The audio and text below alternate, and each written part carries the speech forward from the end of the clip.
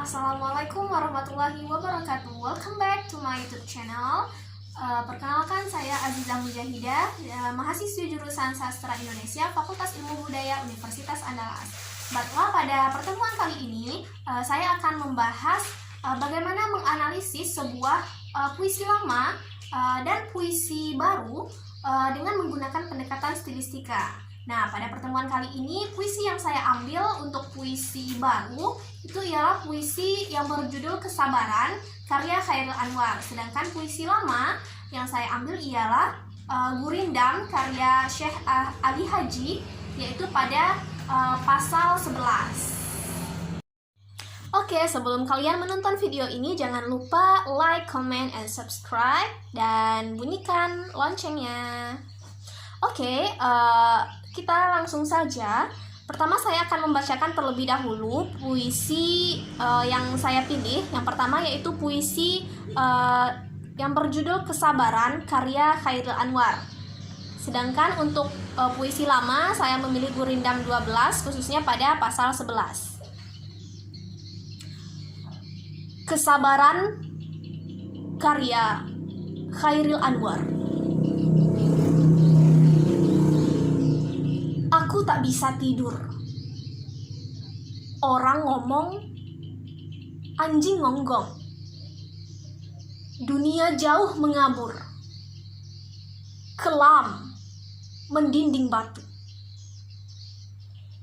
Dihantam suara bertalu-talu. Di sebelahnya api dan abu. Aku hendak bicara. Suaraku hilang. Tenaga terbang. Sudah tidak jadi apa-apa. Ini dunia enggan disapa. Ambil peduli. Keras membeku air kali. Dan hidup bukan hidup lagi. Kuulangi yang dulu kembali, sambil bertutup telinga,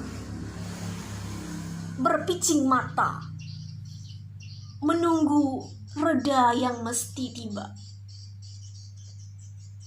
Oke, itu adalah pembacaan puisi dari Kesabaran, karya Chairil Anwar. Selanjutnya saya akan membacakan Gurindam 12, khususnya pada pasal 11. Untuk Gurindam ini hanya singkat saja, hanya beberapa larik. Oke, dengarkan baik-baik. Hendaklah berjasa kepada yang sebangsa. Hendaklah jadi kepala, buang perangai yang cela. Hendak memegang amanat, buanglah khianat. Hendak marah, dahulukan hujjah. Hendak dimalui, jangan memalui. Hendak ramai, murahkan perangai. Oke, itu adalah pembacaan dari Gurindam 12. Sekarang kita akan menganalisis satu persatu puisi masing-masing puisi tersebut dengan menggunakan pendekatan stilistika. Oke, yang pertama untuk puisi Chairil Anwar tadi, yaitu yang berjudul Kesabaran, kita akan menganalisisnya itu menggunakan pendekatan stilistika. Jadi pada hal ini saya akan membahasnya. Yang pertama itu ialah mengenai diksi, kemudian yang kedua mengenai citraan, kemudian kata-kata konkret, kemudian ada bahasa figuratif, kemudian ada rima, dan yang keenam ada perasaan, kemudian yang terakhir itu ada nada. Oke, kita akan bahas satu persatu. Yang pertama yaitu mengenai diksi. Seperti yang kita sudah pelajari atau teman-teman tahu bahwa diksi itu ialah upaya pemilihan kata agar kata yang kita pilih itu sesuai dengan konteksnya, seperti itu. Nah, dalam pemilihan kata pada puisi Chairil Anwar yang berjudul Kesabaran, penyair sangat cermat dalam menempatkan atau memilih sebuah kata agar puisi ini memiliki nilai keindahan. Misalnya, kata ngonggong, seperti yang sudah saya bacakan pada puisi tadi, kata ngonggong dalam struktur kata pada umumnya bukan ngonggong, tapi ialah menggonggong. Namun pada hal ini penyair memilih kata ngonggong sebagai kata yang memiliki unsur orisinal, seperti itu. Kemudian kita lihat citraan pada puisi kesabaran ini. Menurut saya puisi ini banyak ya memiliki citraannya seperti itu. Seperti pada larik kedua, yaitu orang ngomong anjing ngonggong. Nah, pada hal ini terdapat citra pendengaran. Kemudian pada larik ketiga, yaitu dunia jauh mengabur. Nah, pada hal ini terdapat citra penglihatan. Kemudian pada larik keempat, kelam mendinding batu, terdapat citra penglihatan. Kemudian larik keenam, dihantam suara bertalu-talu, terdapat yaitu citra penglihatan. Kemudian pada larik ke-15, yaitu lariknya berbunyi sambil bertiup telinga. Dalam hal ini terdapat citra penglihatan. Oke. Kemudian yang ketiga yang akan kita bahas yaitu kata-kata konkret yang terdapat pada puisi kesabaran karya Chairil Anwar. Kata-kata konkret ialah kata-kata yang dapat melukiskan dengan tepat atau merupakan kata-kata yang sebenarnya. Adapun kata-kata konkret yang terdapat dalam puisi kesabaran ialah yang pertama, pada larik pertama, yaitu aku tak bisa tidur. Nah, pada lirik tersebut kita bisa memahami kalau kata atau kalimat itu memang bisa kita pahami. Kemudian pada larik ke-8, yaitu aku hendak bicara. Kemudian pada larik ke-9, suaraku hilang. Kemudian yang keempat, bahasa figuratif. Bahasa figuratif ini juga disebut dengan bahasa-bahasa kiasan.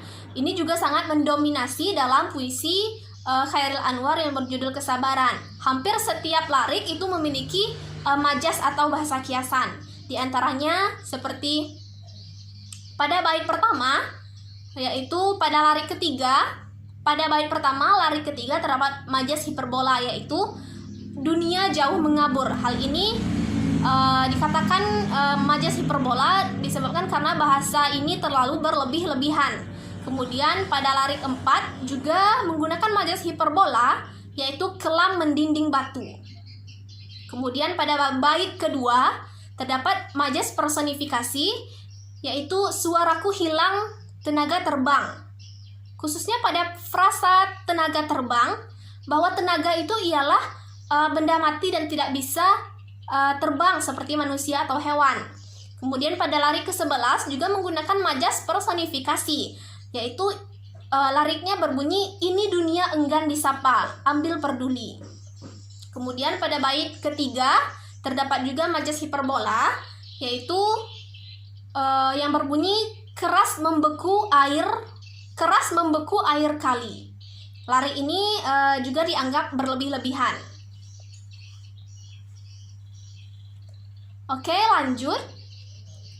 Kita masuk kepada rima. Yang kelima ialah rima. Pada puisi ini adanya pengulangan bunyi pada akhir, bisa akhir kata atau akhir kalimat seperti itu pada puisi ini. Seperti tidur, mengabur, batu, talu, abu, hilang, terbang, kali, lagi, kuulangi, reda, tiba. Nah,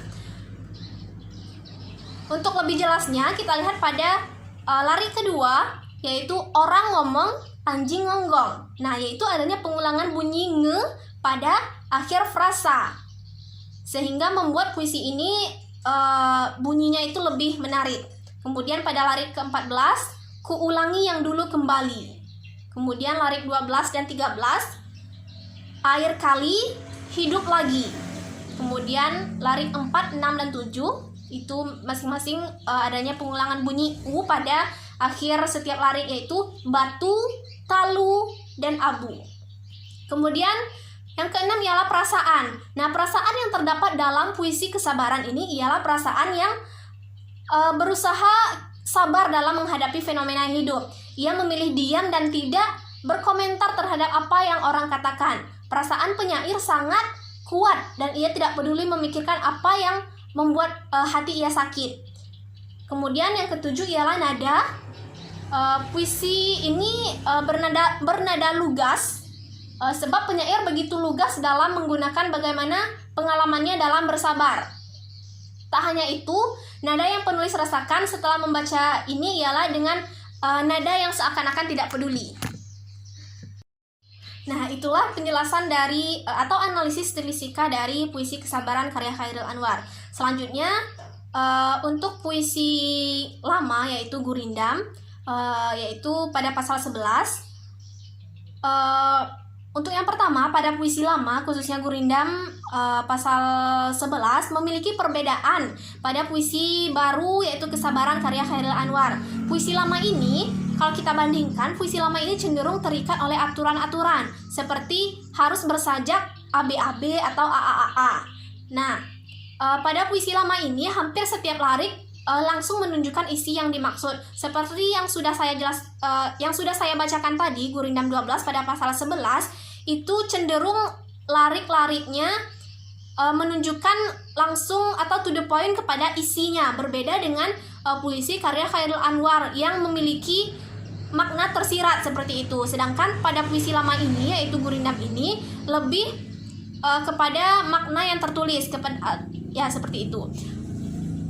Yang pertama, kita bahas satu persatu. Pada larik 1 dan 2, hendaklah berjasa kepada yang sebangsa. Ini artinya mengandung makna harapan kepada bangsa untuk yang berjasa. Secara ringkasnya memang seperti itu. Setiap bait pada Gurindam 12 ini itu hanya memiliki rata-rata itu hampir sama, memiliki hanya dua larik. Berbeda dengan puisi tadi yang memiliki larik yang berbeda, ada yang 7, ada yang 4, ada yang 2, dan ada yang 3. Kemudian pada Gurindam ini hampir semuanya itu menunjukkan amanatnya secara frontal, berbeda dengan puisi yang harus ditelaah dengan makna yang kedua. Jika dilihat rima, Gurindam ini memiliki rima yang teratur pada setiap baitnya. Seperti pada larik 1, 2 itu AA, kemudian 3, 4 juga AA, yang ke-5, 6 TT, yang ke-7, 8 HH, 9, 10 II, 11, 12 juga II. Nah, kemudian bahasa figuratif, dari segi bahasa figuratif juga jarang digunakan pada Gurindam ini. Hampir semua larik itu menggunakan kata-kata konkret atau mudah untuk dimengerti oleh pembaca. Nah, mungkin sekian yang dapat saya sampaikan pada pertemuan kali ini. Jika ada teman-teman yang ingin bertanya atau menanggapi video saya kali ini, silahkan tulis di kolom komentar. Saya mohon maaf apabila terlebih dan terkurang. Saya sudahi. Assalamualaikum warahmatullahi wabarakatuh.